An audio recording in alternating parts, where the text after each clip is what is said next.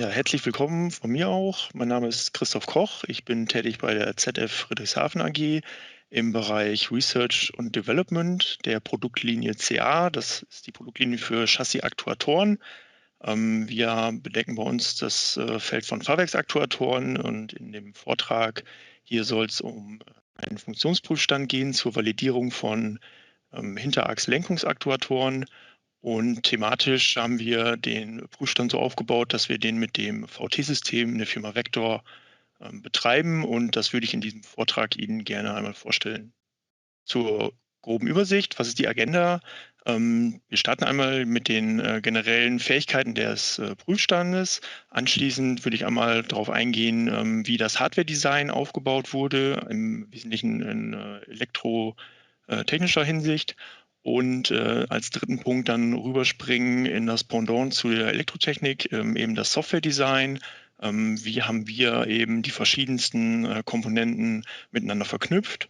Und abschließend einmal die Achievements durchgehen. Also was haben wir durch die Entwicklung des Systems erreichen können und welche Verbesserungen haben wir eigentlich gegenüber den bestehenden Anlagen, die wir zuvor betrieben haben. Einmal zum generellen Kapazitäten des Prüfstandes. An der Stelle einmal ein kleiner Seitenschwenk. Auch das Produkt an sich. Es geht, wie gesagt, um ein Hinterachslenkungsaktuator. Was machen wir mit dem System im Fahrwerk? Das heißt, wir können einmal gegensinnig lenken und dadurch zum Beispiel den Wendekreis verkürzen oder auch eine größere Agilität im Fahrbetrieb erzeugen, oder in dem Pendant als Steer-by-Wire-System eben auch gleichphasig mitlenken, sodass wir eine größere Fahrstabilität, zum Beispiel bei höheren Geschwindigkeiten, erreichen. Das ist grundsätzlich das, was das System im Fahrzeug macht. Dann würde ich einmal kurz eine Übersicht geben, wie die Entwicklung bei uns aktuell abgelaufen ist. Wir haben so circa 2012 mit den Entwicklungen von den Hinterachslenkungen bei uns am Standort gestartet, hatten zunächst das Thema Dual Actuators. Das heißt, an der Stelle ersetze ich eine Spurstange durch einen Aktuator, habe also im Fahrzeug zwei. Hatten da erstmal auch einen relativ einfachen Prüfaufbau, mit dem wir gestartet sind, sind dann eben mit einer gewissen Entwicklungszeit in das Thema der Zentralstelle eingestiegen. Bei denen habe ich nur einen Aktuator in der Hinterachse, der quasi an der linken und rechten Seite jeweils einen Spurlenker aktuiert, aber im Verbund lenkt. Da gab es quasi eine erste Generation und dann die Entwicklung einer zweiten Generation von Prüfsystemen. Die erste war noch sehr stark angelehnt an das, was wir vom Dualsteller aufgebaut haben. Und mit der zweiten Generation sind wir quasi vom Maschinenbautechnischen auch nochmal neu gestartet und haben da eben relativ viel Entwicklungsarbeit nochmal reingesteckt. Zu dem Thema VT-System. Es ist so, dass wir in 2015 das VT-System bei uns als Prüfstandssystem eingeführt haben. Wir hatten ungefähr so ein Jahr lang Entwicklung darauf gebaut, wo wir dann anschließend die bestehenden Prüfstände umgerüstet haben, auch das VT-System. Und ab dann der Prüfstand zweiter Generation wurde schon von Beginn an mit dem VT-System aufgebaut. Das ist der aktuelle Prüfstand zweiter Generation. Einmal für den Überblick ein Bild, um zu sehen, was wir da eigentlich tun. Wir haben quasi hier einmal einen Bedienplatz mit zwei Monitoren. Da läuft als Software ein Kanu, das von dem Prüfstandsbediener bedient wird. An der Seite haben wir eben einen Schaltschrank. Im Wesentlichen ist da Messtechnik drin und eben alles, was wir für die Bussimulation benötigen. Der ist verbunden mit unserem Prüfling. In der Kammer hier haben wir dann eben den Lenkaktuator verbaut. Die Kammer ist einmal zum einfach Eingreifschutz da und eben auch zur Temperierung. Man sieht hier ein paar Klimaschläuche an der Rückseite. Das heißt, wir können hier Hoch- und Tieftemperaturen abbilden. Und an der Seite haben wir eine Durchführung, dass wir also die Lenkstangen, also die Spurlenker rausführen können. Hier sieht man noch eine kleine Kraftmessdose, mit der also die Belastung gemessen wird. Und an der Seite haben wir dann links und rechts einen servopneumatischen Aktuator, mit dem wir eben Kräfte in Zug- und Druckrichtung auf den Prüfling applizieren können. Diese Ecken hier sind jeweils verstellbar. Das heißt, wir können diesen Aktuator in der Höhe für die Einfederwege und auch in der Tiefe für den Spurlenkerwinkel dementsprechend an das Projekt anpassen oder an Fahrzeugkinematikgegebenheiten, um eben verschiedene Kinematikzustände im Fahrwerk abbilden zu können. Das Ganze steht dann auf einem sehr steifen Prüftisch, um eben da Verformungen zu unterbinden und eben dann auch dementsprechend die Messgenauigkeiten zu erreichen, die wir eben für Wegmesssysteme da benötigen. Das ist ein grober Überblick erstmal und an der Stelle nochmal kurz der Fokus, was testen wir eigentlich auf dieser Anlage? Wie gesagt, es geht um die Aktuatoren und der Fokus ist hier in diesem Fall auf den Bereich Funktion und Safety.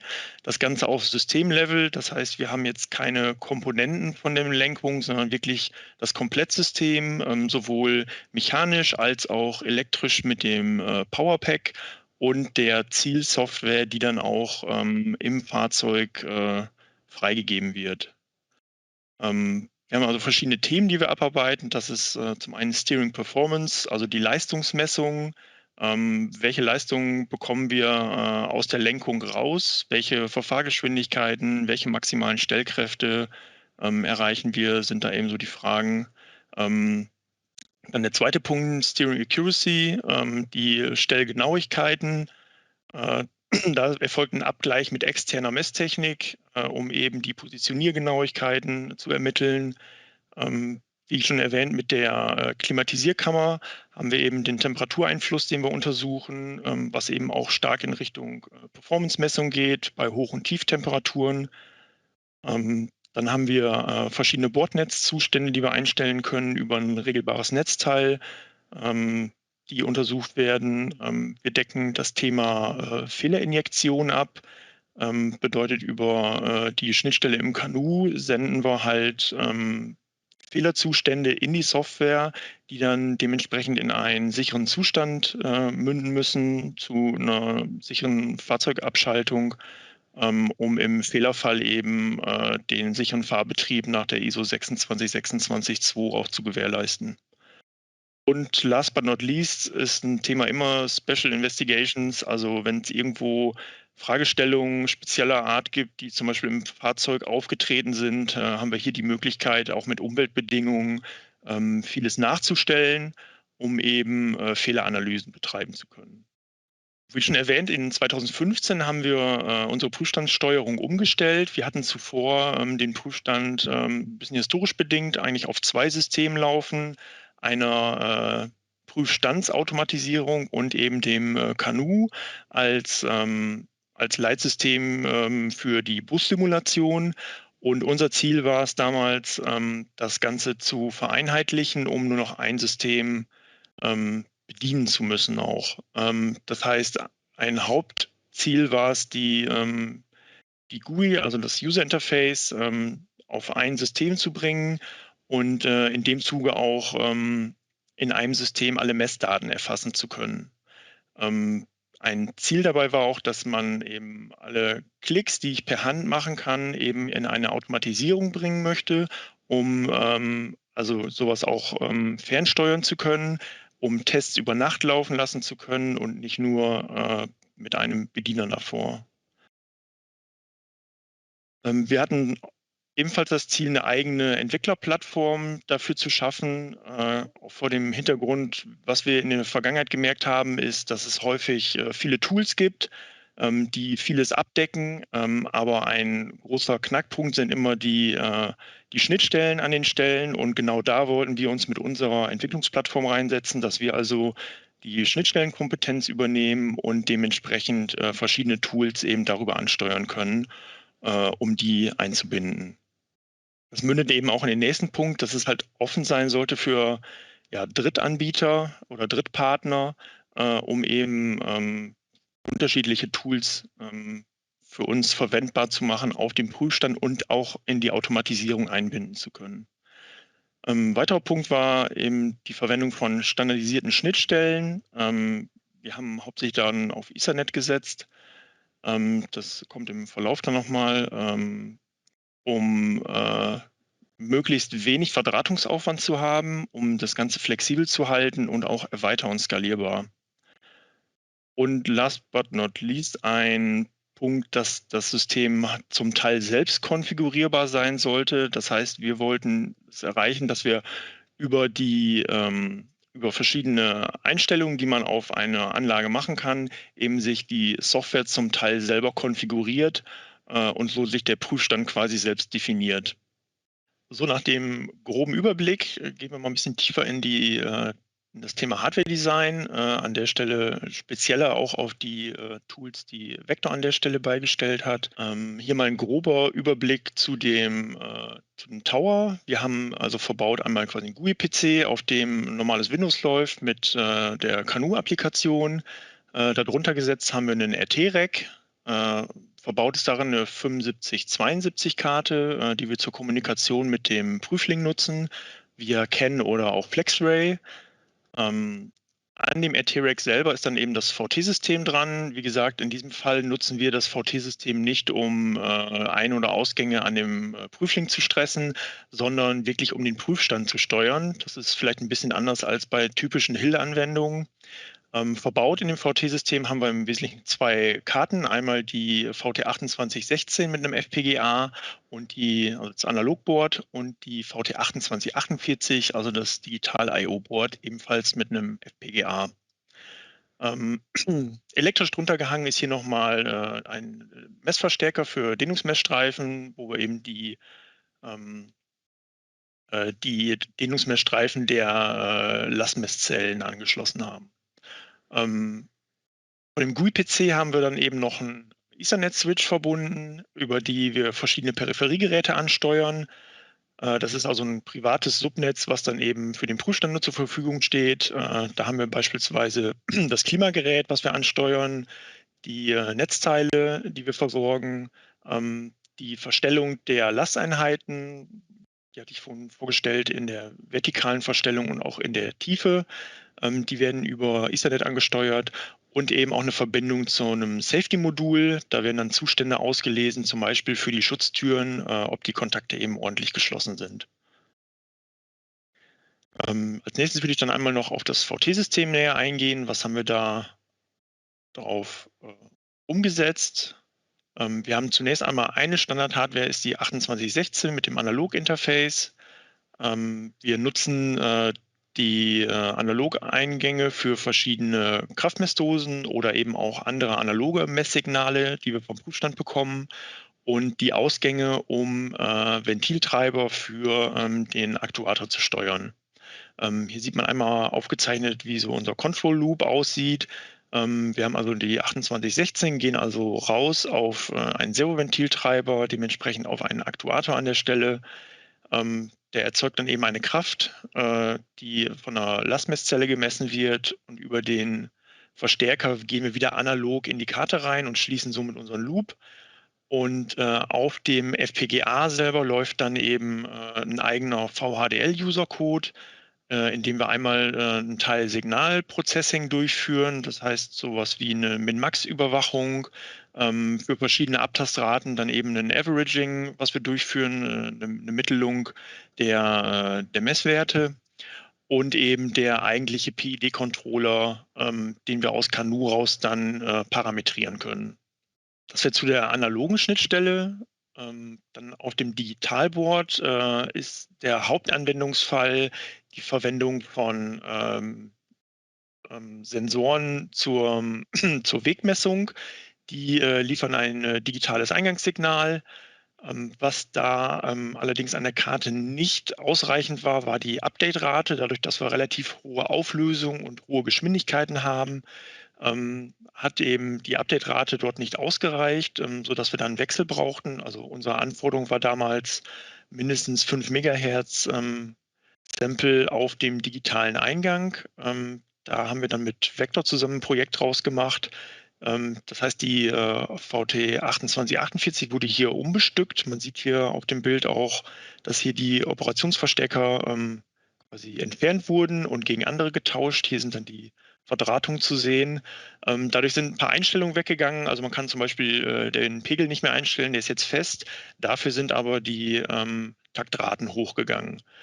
Mit den hohen Taktraten hatten wir dann eben die Möglichkeit, eben die Wegsensoren zu betreiben und dementsprechend auch auszuwerten, was genauso wieder in einem VHDL-User-Code stattfindet. Genau, nach der Skalierung werden dann die Werte eben ans Kanu gesendet, sodass wir die eben dann mit allen anderen Werten zusammen, die auch von unserem Prüfling kommen, eben in einer Messumgebung zur Verfügung haben. Was ansonsten noch auf dem Board läuft, ist eben die Aktivierung von verschiedenen ganz normalen I/O-Ausgängen. Zum Beispiel wäre hier genannt eine Busunterbrechung, die wir schalten, einfach als Testfall. Oder auch für den Prüfstand noch ein Watchdog-Support, wo wir ein Ausgangssignal zyklisch schalten, um von der Sicherheitstechnik zu überwachen, dass eben die Regelung und das VT-System hier noch arbeitet an der Stelle. Die erste Karte haben wir jetzt im Bereich eingesetzt, eben in dem Jahr 2015 mit dem Umbau. Und seitdem haben wir über 10 Karten auch breit im Einsatz mit den Modifikationen. Und bisher laufen die auch ohne Probleme und ohne Ausfall. Dann nach den Ausführungen zu der Hardware schwenke ich einmal um ins Software-Design. Das ist ein bisschen mehr struktureller angelegt. Was sind eigentlich so unsere Überlegungen gewesen, um einen hohen Automatisierungsgrad umsetzen zu können? Wir haben dann nach Schnittstellen geschaut im Kanu und sind eben auf das COM-Interface gestoßen. Das war 2015 noch nicht ganz so ausgebaut, wie es heutzutage ist. Also da ist tatsächlich in den letzten Jahren auch einiges passiert, auch auf Anstoß oder Anregung von unserer Seite an Funktionalitäten, die wir dort benötigt haben. Und wir haben dann eben bei uns die Integration gemacht im Visual Studio in .NET. Das ist also unsere zentrale Entwicklungsplattform, auf der wir unsere Softwareprojekte gerade umsetzen für den Prüfstandsbetrieb. Von dort gehen wir eben dann eben auch auf die Third Parties, also eben auf Software oder Programme, Projekte von anderen Anbietern und nutzen eben die COM-Schnittstelle, um aufs Kanu zuzugreifen. Was man sagen muss, dass man für die COM-Objekthierarchie eigentlich eine ganz gute Dokumentation hat. Man kann relativ viel nachlesen, gibt viele Beispiele, wie man das integrieren kann, sodass das eigentlich ganz gut umsetzbar ist. Und was sind so Punkte, die wir jetzt angegangen sind? Also wir machen zum Beispiel einen Start-Stopp darüber, wir konfigurieren das Logging, die XCP-Konfiguration fahren wir darüber. Den Lesen und Schreiben von Systemvariablen ist ein Punkt. Die Buskonfiguration können wir darüber abändern. Wir ändern Couple-Files, zum Beispiel einen Austausch, wenn neue Projektanforderungen sind. Wir machen die Knotenkonfiguration darüber, dass man eben in der Simulation Knoten an- und abwählen kann. Und auch die Einstellung der Diagnosekonfiguration. Also alles, was sich eigentlich rund um das Thema Prüfsoftware an unserem Produkt ändert. Die einzelnen Module, die wir dafür benutzen, sind quasi für sich erstmal alleinstehend. Das heißt, ich habe im Prinzip das Konzept von sozusagen ZF-Add-ons, was alles in sich kleine Programme sind, die sich einmal mit Kanu verbinden über die COM-API. Und im Hintergrund habe ich eine, wir haben es Configuration Toolbox genannt, die eigentlich so ein zentraler Dreh- und Angelpunkt ist. Und was jetzt passiert ist, ich habe verschiedene Add-ons, zum Beispiel eins, das Kanu konfiguriert. Ich habe dann eins, das kümmert sich um Logging und Datenhandling. Ein weiteres, was eben so Peripherie ansteuert, wie Klima und Netzteile. Ich habe eins, was den Prüfstand an sich von der Funktionalität ansteuert. Für XCP-Konfiguration, für externe Akustikmesstechnik. Und dann gehen wir noch so ein bisschen weiter Richtung Zertifikate-Handling, zum Beispiel beim Flashen. Ein Testsequencer, in dem die Automatisierung läuft. Oder was jetzt noch relativ neu bei uns ist, dass wir auch eben VTest Studio Skripte laden und über unsere Automatisierung anstarten können. Das sind alles quasi einzelne Tools, die sich eben an der Configuration Toolbox anmelden und die melden sozusagen der Toolbox, welche Funktionen sie dem Prüfsystem in Summe bereitstellen. Und darüber hängt dann eben das Automatisierungssystem von uns, was dann einmal die Definition vom Prüfstand bekommt und von der anderen Seite ein Testskript, wo also ein Testablauf beschrieben wurde. Und der Testablauf wird dann eben über das Automatisierungssystem einmal vorkompiliert, dass ich also sehen kann, sind alle Funktionen, die im Testskript gezogen werden, auch auf dem Prüfstand jetzt verfügbar. Der Abgleich erfolgt und ich kann eben das Testskript über eine Parametrisierung relativ einfach an einzelne Projekte anpassen. Das ist so das grobe Konzept von dem modularen Softwareaufbau bei uns. Das war ein Teil, um eben den Prüfstand möglichst modular aufbauen zu können von der Softwareseite. Und das nächste ist, möglichst konfigurationsmäßig hier auch verschiedene ja, Möglichkeiten zu bieten, haben wir uns ein Konzept erarbeitet, wo wir verschiedene Konfigurationsfiles haben, die also von den Add-ons in dem Kanu umgesetzt werden. Das ist einmal die Testbench-Ini, nennen wir es, und einmal die Projekt-Ini. Und ich habe eben verschiedene Topics. In der Testbench-Ini sind eben Themen definiert, die zu dem Prüfsystem an sich gehören, und in der Projekt-Ini Themen, die also zu dem aktuellen Projekt, zu unserem Prüfling gehören, wie zum Beispiel Abmessungen, Dimensionen, Namen von Software, A2L-Dateien, Diagnosefiles, also alles, was ich irgendwo in der Prüfteil-Software wiederfinde. Und diese beiden Files beschreiben eigentlich im Nachgang dann meine Konfiguration, die ich also im Kanu lade. Das hat für uns am Ende den Vorteil, dass wir sehr schnell über diese Config-Files unsere Kanu-Konfiguration an neue Software-Releases im Release-Plan der Entwicklung anpassen können. Wir haben dramatisch unsere Zahl an Konfigurationen, die es gibt, für Kanu reduzieren können, sodass wir einen wesentlich geringeren Wartungsaufwand an der Stelle haben.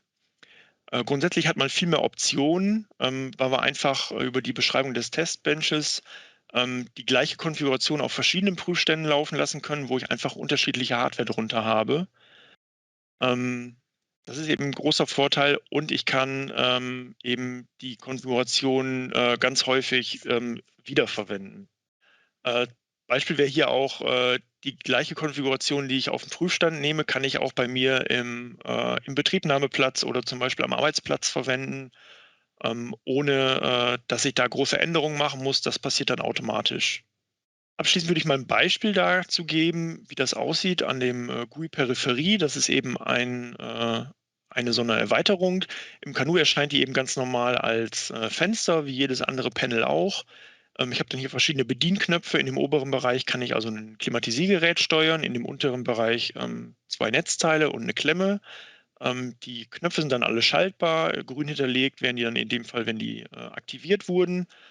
Und was jetzt beim Laden von Kanu passiert, die DLL hier wird mitgeladen und die zieht sich eben aus der Testbench in die verschiedenen Informationen. Zum Beispiel einmal, welchen Treiber muss ich verwenden, um mein Netzteil anzusteuern, welchen Treiber muss ich verwenden, um mein Klimagerät anzusteuern, und für den Treiber dann eben dementsprechend auch nochmal die Kommunikationsparameter für das Klimagerät und welcher Typ da jetzt wirklich dranhängt, und identisch eben zu dem Netzteil, sodass über die Testbench-Ini also die Hardware definiert wurde. Und auf der anderen Seite habe ich dann eben von der GUI-Peripherie Zugriff auf Systemvariablen vom Kanu. Ich schreibe dann zum Beispiel meine Ist- und Soll-Temperaturen in das Kanu rein, sodass ich die dann eben wieder als Zeitschrieb zur Verfügung habe für meine Datenaufzeichnung. Wie gesagt, die Funktion, die es bereitstellt, wäre jetzt zum Beispiel das Klimatisieren, verschiedene Temperaturen setzen, Spannung an, aus, verschiedene Spannungen setzen, verschiedene Ströme setzen als Maxwert. Diese werden an das Automatisierungssystem gemeldet beim Start und können dann dementsprechend in der Folge von dem Testskript eben verwendet werden. Das wäre jetzt mal ein Beispiel, wie dann so ein Ablauf beim Laden ungefähr aussieht. Ja, was haben wir durch die Umsetzung insgesamt erreicht? Hier nochmal die Ziele aufgelistet vom Eingang, das Thema GUI. Wir haben also die komplette Visualisierung in Canoe integriert und haben nur noch die Canoe-Oberfläche als Bedieninterface für den Benutzer. Die Handklicks, die ich also in der Canoe-Oberfläche durchführen kann, werden eben alle an ein Automatisierungssystem gemeldet, die dann eben von einem Testskript wiederverwendet werden können. Und dann nicht nur die Knopfbedienung, sondern eben auch Konfigurationsevents, die ich dort zur Verfügung habe. Unsere Plattform zur Entwicklung haben wir eben als .NET dann festgelegt. Wir verwalten unsere Software über ein Repository zur Administration und releasen das darüber eben auch, sodass wir eben auf die verschiedenen Prüfsysteme dann die Software verteilen können darüber. Wir sind offen zu anderen Partner-Tools und können eben über die .NET-Plattform relativ viele Tools einbinden. Die meisten Peripheriegeräte haben wir über Ethernet eingebunden. Da sind so die typischen Wege, zum Beispiel Skippy-Kommandos oder ein Modbus-Protokoll. Aber hardwaremäßig sind wir da eben auf einem ganz normalen Ethernet unterwegs. Und über das Konfigurieren mit der Testbench-INI und dem Projekt-INI haben wir eben die Möglichkeit, viel Konfiguration wiederzuverwenden und möglichst flexibel einsetzen zu können. In Summe haben wir dadurch die Verfügbarkeit des Prüfsystems wesentlich erhöht. Wir können hier auch über Nachttests laufen lassen, auch über Wochenende. Eine Auswertung hängt dort nochmal dran, sodass wir die Prüf- und Freigabezeiten in den letzten Jahren bei uns wesentlich reduzieren konnten. Vielen Dank an der Stelle für Ihre Aufmerksamkeit. Das sind so die Punkte, die wir jetzt mit dem VT-System und Kanu umgesetzt haben. Ich freue mich dann gleich auf Ihre Fragen oder Anregungen, Anmerkungen, die noch offen sind. Vielen Dank.